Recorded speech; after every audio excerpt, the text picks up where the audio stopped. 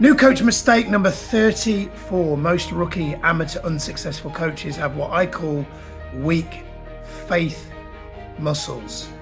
What that means is they are very, very heavily dependent on results, outcomes, and when things don't go according to plan, they kind of buckle under pressure.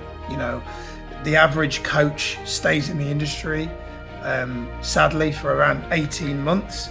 And most cases, it's because most coaches decide that it's just not for them, when in actual fact, there are hundreds, if not thousands of cases of coaches that have become successful. So it's not a case of whether it works, it's a case of whether you do the right work. And I believe that one of the fundamental parts of that is around having faith. Because here's what I believe, I'm a Christian. Whether you're a Christian or not, stick around, this I think will resonate. But there's a saying in the Bible which is God's delays aren't God's denials.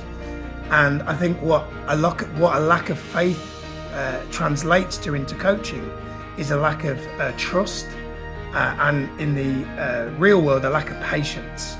And things don't go according to plan, and so coaches just give up because they don't have a strong enough faith, a strong enough mission, purpose, why. And then they give up, and that means those people that they could have helped go unserved. And that means that they don't get what they want, and the client doesn't get the problem resolved, or they don't get their raising of standards or whatever it is that they were looking for. And so for me, I believe, looking back on my journey, I remember at the beginning it was very, very difficult. I'd lost connection with my faith. And then when I really reconnected with God and my spiritual center, and just to clarify, if you're here listening, you're like, oh, I'm not religious, I'm an atheist.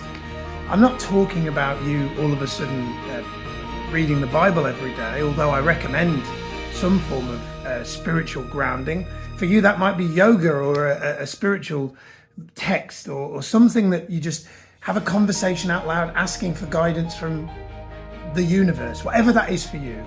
But I believe that when you do that, what it does is it helps you to really ground and get centered in, trusting that, you know, the cliches that are out there, everything happens for a reason, you know, life's a journey, not a destination.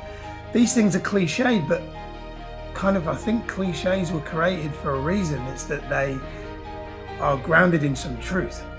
So I believe that one of the fundamental things that's seen me go from really unsuccessful, huge self-doubt, questioning myself regularly, conflicting ideology, getting frankly too much advice and too many different conflicting opinions, to where I feel not like I'm successful, but when I feel more grounded, more centered, more trusting, more patient, more just knowing that I'm going to long-term be successful. It feels like a foregone conclusion that I'll get where I want to get to.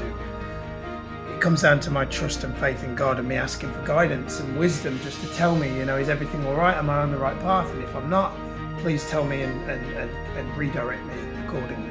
So, long-winded video. Faith. Do you have it? Are you working it? Are you spending enough time in it? That's really my question for you today. Put in the comments below, I want to know how much time are you spending working your faith muscle. Peace out. Hope you found this one useful. God bless.